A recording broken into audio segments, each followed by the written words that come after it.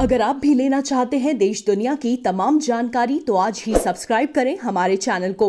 साथ ही नीचे दिए बेल आइकन को जरूर दबाएं ताकि हर अपडेट आप तक पहुंच सके। नमस्कार, बाबा सेक्शन न्यूज नेटवर्क के खास कार्यक्रम के बनावे सोनार बांग्ला में आप सभी का स्वागत है। पश्चिम बंगाल में अभी 3 चरणों का मतदान बाकी है और ममता बनर्जी बार बार चुनाव आयोग से कह रही हैं कि ये तीनों चरणों के मतदान एक दिन में कराए दिए जाएं। ममता बनर्जी ने एक बार फिर से निर्वाचन आयोग के आगे हाथ जोड़े हैं और कहा है कि कोविड की स्थिति को देखते हुए चुनाव आयोग अपने कार्यक्रम पर पुनर्विचार करे। क्या कहा ममता बनर्जी ने आपको विस्तार से बताएंगे। साथ ही इस रिपोर्ट में जानेंगे दिलीप घोष का एक और विवादित बयान। दिलीप घोष ने कह दिया है कि बंगाल की जनता को सफेद दाढ़ी चाहिए, सफेद साड़ी नहीं। किनकी तरफ था दिलीप घोष का इशारा, ये बताएंगे आपको। साथ ही बात करेंगे रविशंकर प्रसाद की। केंद्रीय मंत्री ने पश्चिम बंगाल में प्रेस कॉन्फ्रेंस करके टीएमसी पर साधा है तगड़ा निशाना, बताएंगे। और इसके साथ ही बात करेंगे राज्यपाल जगदीप धनखड़ की, जिन्होंने राज्य में कोविड-19 की स्थिति का जायजा लिया है, अधिकारियों को कुछ निर्देश दिए हैं। क्या है पूरा मामला, विस्तार से बात करेंगे। सबसे पहले बात करते हैं ममता बनर्जी की, जिन्होंने कहा है कि वो अब बड़ी रैलियां नहीं करेंगी, बड़ी सभाएं नहीं करेंगी, छोटे भाषण देंगी। पश्चिम बंगाल की मुख्यमंत्री ममता बनर्जी ने सोमवार को निर्वाचन आयोग से अनुरोध किया कि वह राज्य में पहले के निर्धारित कार्यक्रम के अनुसार चुनाव संपन्न कराने के अपने फैसले पर पुनर्विचार करें।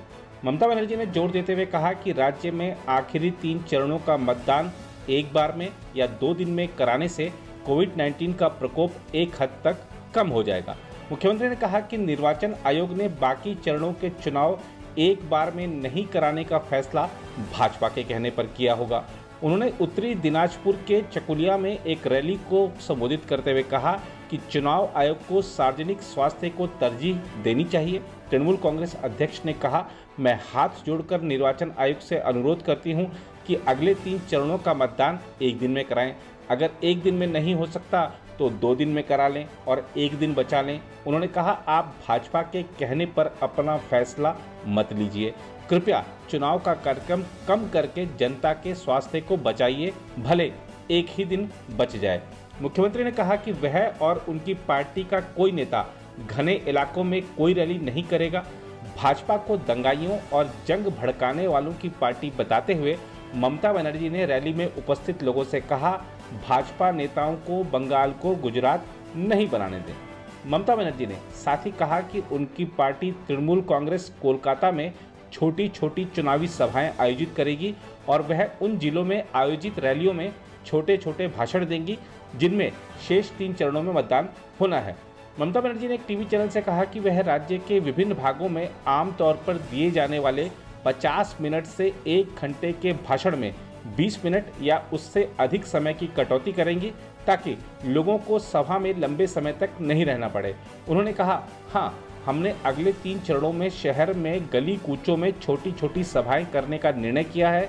हम अब बड़ी बड़ी सभाएं नहीं करेंगे, साथ ही मेरे भाषण भी काफ़ी छोटे होंगे। तृणमूल कांग्रेस के राज्यसभा सदस्य डेरेक ओब्रायन ने भी ट्वीट किया, ममता बनर्जी अब कोलकाता में प्रचार नहीं करेंगी।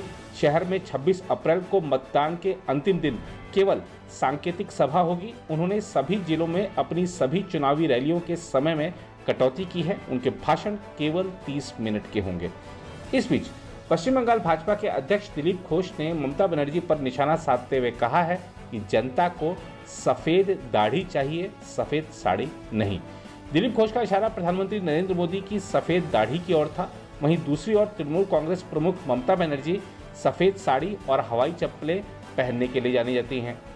दिलीप घोष ने पूर्वी वर्धमान जिले के भातार विधानसभा क्षेत्र में चुनावी रैली को संबोधित करते हुए कहा, सफेद साड़ी और हवाई चप्पलें वर्षों तक पश्चिम बंगाल की जनता को मूर्ख बनाती रहीं। इस बार ऐसा नहीं होगा। जनता को अब सफेद साड़ी नहीं चाहिए, अब उन्हें सफेद दाढ़ी चाहिए जो सोनार बांग्ला बनाई।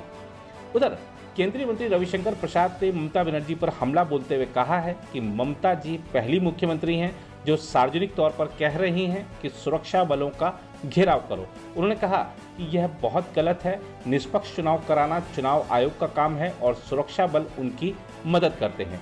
रविशंकर प्रसाद ने कहा कि बंगाल में भाजपा सरकार आ रही है, बंगाल को विकास के मामलों में हम आगे बढ़ाएंगे। अगर हमारे 130 लोगों को मारा गया है, हमारे सारे लोग बैठे हुए हैं, कोई वायलेंस से बचा है क्या? जो हमारे राष्ट्रीय अध्यक्ष नड्डा जी पर वायलेंस हुआ, उनके सिक्योरिटी फोर्सेस ने उनको बचाने की कोशिश की। बंगाल का यह हाल है कि हम लोग भी सिक्योरिटी के दायरे में हैं, हमें कहना पड़ता है कि आप उधर जाके बैठो। That's the scene. तो कोई नई बात क्या है? हमारे मालदा के उस पर हमला किया गया। अनफॉर्चुनेटली मैं बहुत विनम्रता से कहूंगा, ममता जी आप तो लेफ्ट के मिसरूल के खिलाफ होप बनकर आई थी ना। उसी इलेक्शन कमीशन ने जो सुरक्षा दी थी तभी तो आप जीती थी ना। और आप लेफ्ट के पूरे मिसरूल को एक्सप्लॉइट कर रही हैं, in the process compromising democracy. कि पत्रकारों से आग्रह करूंगा कि पूर्व के चुनाव जो बिना सेंट्रल फोर्स के होते हैं, ममता जी की पुलिस की अगुवाई में होते हैं, उसको कंपेयर कर लें।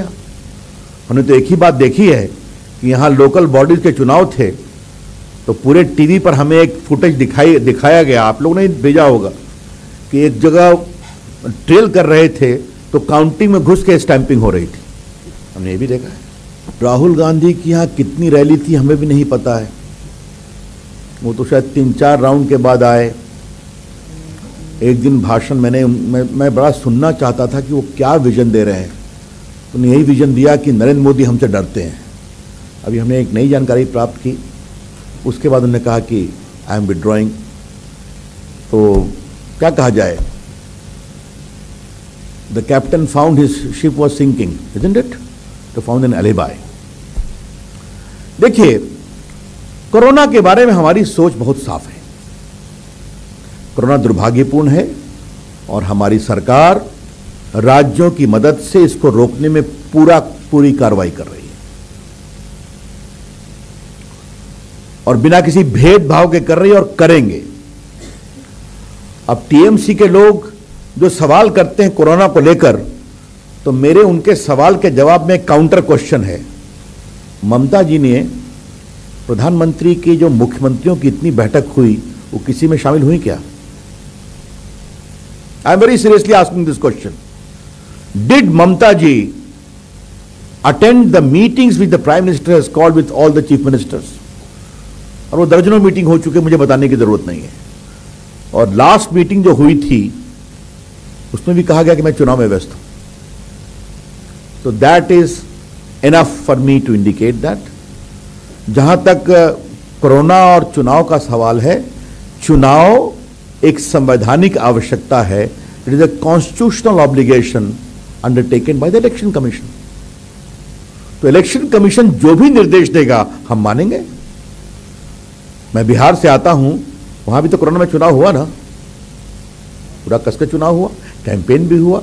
जो चुनाव आयोग ने डूज एंड डोंट्स कहा, हमने उसका पालन किया। यहां भी जो है उसका हम पालन कर रहे हैं और करेंगे। और चुनाव आयोग इसमें जो कुछ भी कहेगा वो भी हम पालन करेंगे। कैंपेन टाइम को उन्हें शॉर्ट कर दिया है, बाकी कर दिया है। इसलिए the only authority to decide the issue during the process of election is the election commission alone, and whatever the election commission says will abide. इस बीच पश्चिम बंगाल के मुख्य सचिव अल्पन बंदोपाध्याय ने सोमवार को राज्यपाल जगदीप धनखड़ को राज्य में कोविड-19 संबंधी हालात के बारे में जानकारी दी। अल्पन बंदोपाध्याय और स्वास्थ्य सचिव एनएस निगम के साथ बैठक के बाद राज्यपाल जगदीप धनखड़ ने कहा कि मानवता के प्रति इस खतरे से निपटने के लिए केंद्र तथा राज्य सरकार को तालमेल के साथ काम करना चाहिए। धनखड़ ने ट्वीट किया, उनसे कहा गया है कि लोगों का पूरा सहयोग प्राप्त करने के लिए सभी कदम उठाए जाएं। गौरतलब है कि पश्चिम बंगाल में रविवार को एक दिन में सर्वाधिक 8,419 नए मामले सामने आए तथा 28 संक्रमितों की मृत्यु हो गई।